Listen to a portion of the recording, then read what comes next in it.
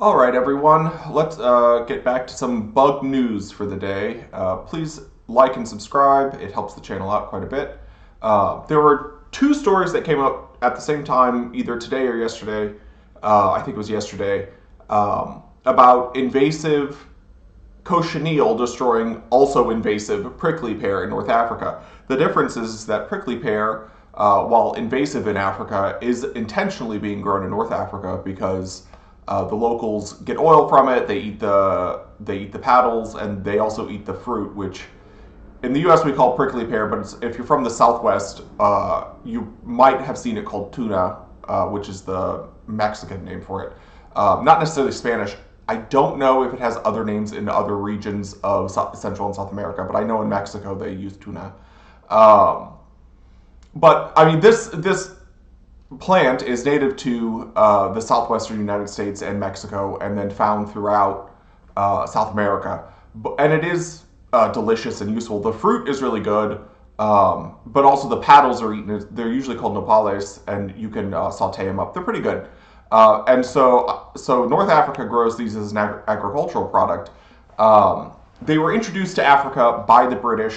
They were introduced in South Africa, and opuntia, this prickly pear, was also introduced into areas of the Caribbean and then into Australia, famously so. So the reason that this plant was spread, this cactus, was because it wasn't used as an agricultural product per se. It was because the cochineal insect this is a host of the cochineal insect, one of the only hosts. And cochineal insects are used to create red dye throughout most of history, and they're still used to create red dye now. Non-synthetic red dye is usually derived from these cochineal insects. And so the British spread these insects around because they needed the red dye. They spread the plant around to spread the insects around because in their colonies, especially their military colonies, they needed red dye for their red garments. So the cochineal insect here is not this beetle, it's actually this big fluff of wax. And the insect, you can see the insect's abdomen here. The insect's abdomen is right here, and they secrete this wax all over themselves like mealybugs do in order to protect themselves. This is actually a predator. It's a ladybird beetle, the Hyperaspis trifurcata. That is a biological control agent for this particular insect. So in North Africa, they grow these opuntia paddles for food and oil. But now you have invasive cochineal that have worked their way up from South Africa, where they were introduced for their dye components, which are now destroying these plants. So this is what a cochineal infestation looks like. So now I think it's Morocco and Libyan governments, what's left of the Libyan government anyway, are trying to get control of this situation with their farmers, and it's not working very well. They've introduced a few of these ladybird beetles. It's not a great plan. It's an okay plan, but what their plan right now is mostly to use pesticides, which is not a great plan.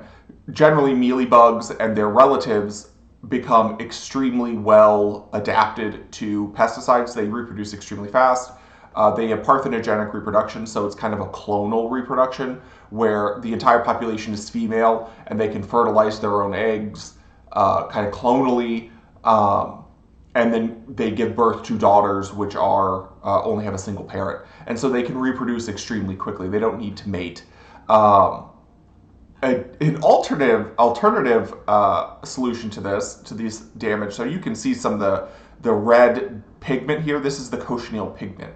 An alternative solution to this, and I don't know if they've thought about it, is actually just get into the red dye trade. Instead of trying to grow these paddles exclusively for food, start growing them specifically to get more of the cochineal insects, and you can produce your own cochineal red dye, which is used extensively in fabrics and also as a food dye.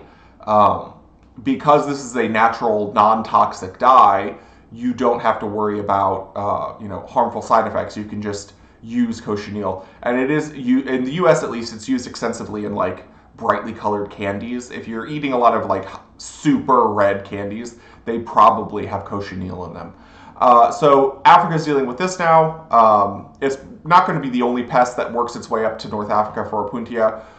Famously, Opuntia grew out of control in Australia and South Africa, so the cactus moth was introduced from South America into these locations to destroy the Opuntia. And it's very, very good at destroying it. So it's only a matter of time before the cactus moth it also gets to North Africa and destroys these paddles. So they'll have to come up with a better long-term solution for this if they want to continue growing it. But that's all I want to talk about with this. I'll talk to you later. Bye.